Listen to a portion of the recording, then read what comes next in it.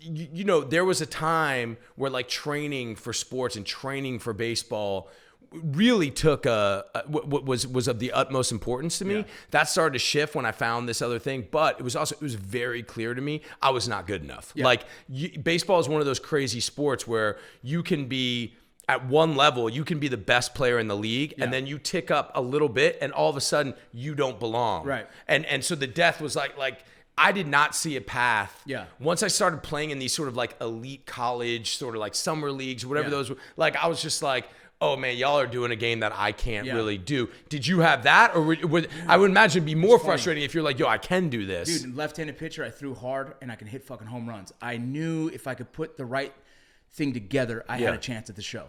Even if it was just the minors, I can compete. Get paid as a baseball player. I've competed with dudes that are in the show, right? And I felt really good about it. Dude, I can track a ball, I can dive catch, I had all the tools. Wow.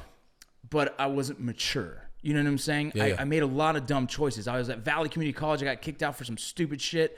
What'd you get kicked out for? Bro, this is a fucking weird story, dude. That's all good, man. So back then there was a pager cell phone shop, you know, the Nokias, and I went in. Fucking pagers, dude. Dude, I know. Right before one of our games, I usually get a chicken burrito. It was this fucking, you know, the stupid shit of a pitcher. I had to have the same meal every time. Same shit, yeah. I didn't even wash my underwear for fucking dude, last yeah, season. There's a long list of weird shit I did. You know what I mean? Still have rashes. Anyways, go ahead. Me and a couple friends, man, we went into the pager shop just to kind of see what's going on in there.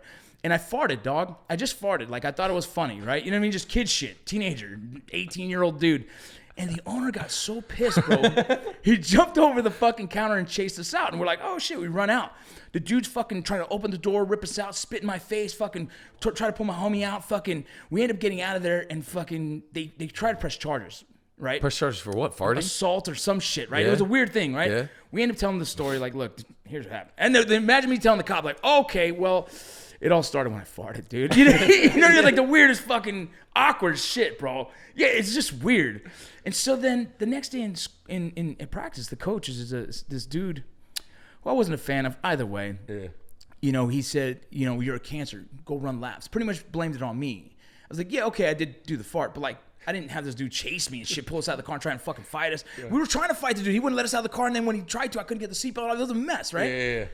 So then he made me run laps, bro. And I'm running laps. Every lap he was saying shit, like degrading ass shit, like you're a fucking cancer, you're a piece of shit. Like really fucking like, and my father, bro, he kept coming to my head, bro. My dad is a fucking G. I've never seen the dude afraid of shit. Yeah. My father's the type of dude, I fucking never felt I was man enough because I always felt fear of a fight. I don't think he ever feared a fight. Yeah. And so he was, in my head, he's like, don't ever take shit from nobody. Don't ever let someone talk shit, you know? And so like my third fucking lap, he said some shit. I said, no, fuck you, you fat piece of shit. Yeah. Fuck you. And boom, we shoved, boom, broke us up. You're fucking done. I was like, all right, well, fuck it. Drove right away. Dude, this time was a weird time in my life, dog. I was one of those fucking like trying to figure it out. I had a lip piercing, ear piercing, tongue piercing, nipples pierced, long fucking hair, half bleached like a fucking, looks like Goku and shit, right? And I'm like going through a weird phase, right? I'm trying to figure me out, you know? So I showed up to Glendale Community College and the coach was like, you sure you play baseball? And I was like, oh, fuck. I was like, yeah, I'm a left-handed pitcher. Yeah. And I only said that because I knew it was my way in. Right. I can hit. And I love playing outfield, but like I needed that opportunity. You know? So I'm a left-handed pitcher. I throw pretty hard. And I got a good curveball. Yeah. He's like, so I threw a bullpen. He goes, all right, you're on the team. He goes, any other thing I need to know? I was like, no, man, I just want to play ball, dog, you know? Yeah. So I have a flatulence problem besides that, man. Like, I fired on command. You know what I'm saying? Motherfucker. Yeah. So that's what got me out of that college and into Glendale Community College, which was a blessing, man. We had a very good season. We are the Hall of Fame team of Glendale Community College. Wow. We went to the Junior College World Series. Wow. I got to pitch. Dude, my dad's an LA City firefighter, right? So the crazy story is I passed the fucking written test at 18 years old. I have an oral interview the same weekend as the fucking Junior College World Series. The coach goes, listen, there's a good chance you're probably not going to go pro because the fact that the odds are fucking tough, but you can be a fucking pro. You can be an LA City firefighter. He goes, I would recommend you go to that interview. And I'm like, no, I'm good. I'm going to go pitch in a fucking, in a championship game. You know what I mean? Yeah. My dad's the same. He goes, Vinny, we don't know where baseball's going to go, but my friends are all on the board. You've studied this. You got this. And I'm like, no, Pop, I'm going to go play baseball. Like, why would you come on, stop that. Play. Yeah, I'm going to go play. Yeah. So I go out there, there's fucking tons of scouts. I have a couple good innings. Everything is good. We end up losing in the championship game. Fucking double elimination. We lost twice to Riverside fucking Community College. Studs. I mean, they had like 9 dudes drafted that year. Got it. Great experience. Beautiful. Got to play with Fernando Valenzuela Jr. Wow. Which was like, bro, he's an icon to any LA Latino. You know what I mean? For sure. And so it was a good time, man. But I ended up getting myself in some other bullshit and had a crazy relationship that I fucking had to run away from, dude. So I went up north and played ball up there to Chico State area. There was a team called Chico Sticks. It was a summer team. I fucking killed it. I pitched well. I hit fucking several home runs. Full ride to Kentucky, NAIA college in Kentucky called Brescia University. So right now I'm like, all right, I'm fucking up a little bit. I was getting looked at Valley College. There was a couple scouts that talked to me after every game. They're like, hey, Vargas, keep it up. You're looking good. Let's try and get that velocity up. You're right there. Yeah, I'm there, bro. I'm left-handed pitcher. Like I said, I could throw a fucking curveball for a strike like a motherfucker. Yeah. I have pitching coaches that used to be a pitching coach for Barry Zito, for John Garland, for big names. So I have the pedigree. I just had to fucking fine-tune a few things. Sure. But then once I got in trouble with that coach, they fucking stopped looking. Like I become like this knucklehead, right? Wow. And so I went to Glendale. I was only getting a chance to be a second-hand closer and a middle reliever, and I just felt like I wasn't getting the opportunities that I wanted. But at the same time, I didn't deserve them. These guys have been on the team already, So I'm trying to find my way. And then the personal life, I'm still partying like a dumbass. I'm still getting in trouble with dumb shit. I got a girl pregnant, right? And that relationship was like if I had to say, it was just an unhealthy one as a kid. And so I fucking was like, look, I got to get away for a little bit. I got to try and hold on to this fucking dream of playing baseball. So let me create some space from LA. Let's go up north.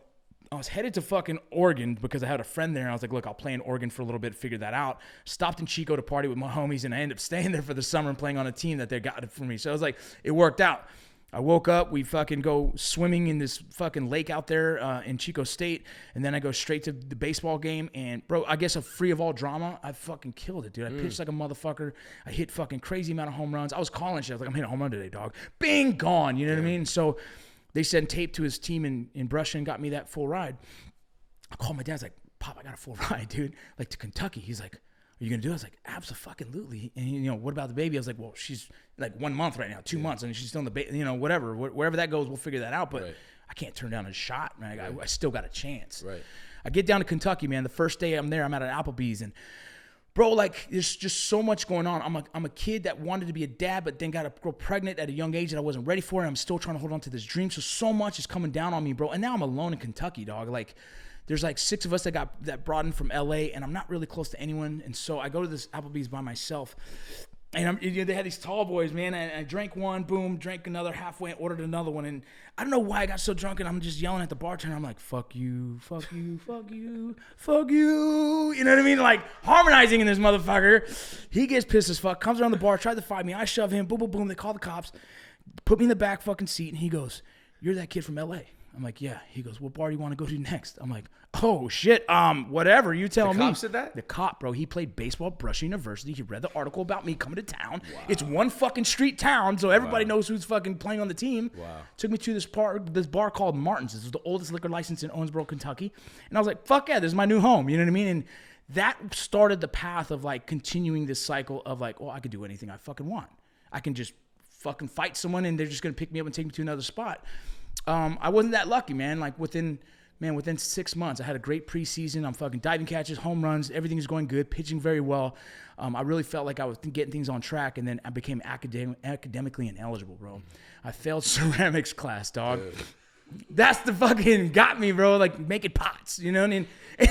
Bro, I failed African drumming, bro. I couldn't finish. Dude. Look, I was dyslexic, and I didn't realize that until I got into the military. Dyslexia shouldn't have anything to do with ceramics. No, yeah. Throwing it out there, I don't know. All the other classes didn't do so hot, so I was banking on this one. You know what I'm saying? I was banking. I wasn't passing the others. You just probably didn't go to that. Yeah, I didn't go to it. I didn't go to it. It was like this midday class that was like, dude, I'm tired. Fuck this. You know what I mean? I'd fall asleep, whatever the case.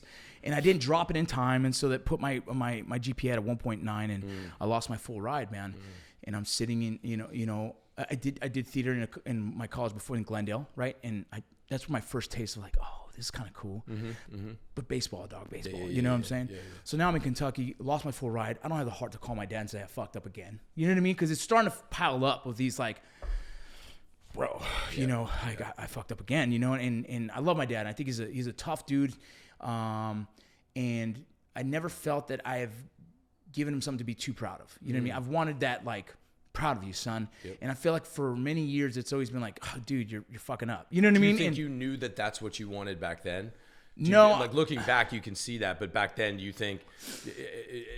It's tough. When I made the choice to join the military, it was like, you're going to fulfill several things with one choice.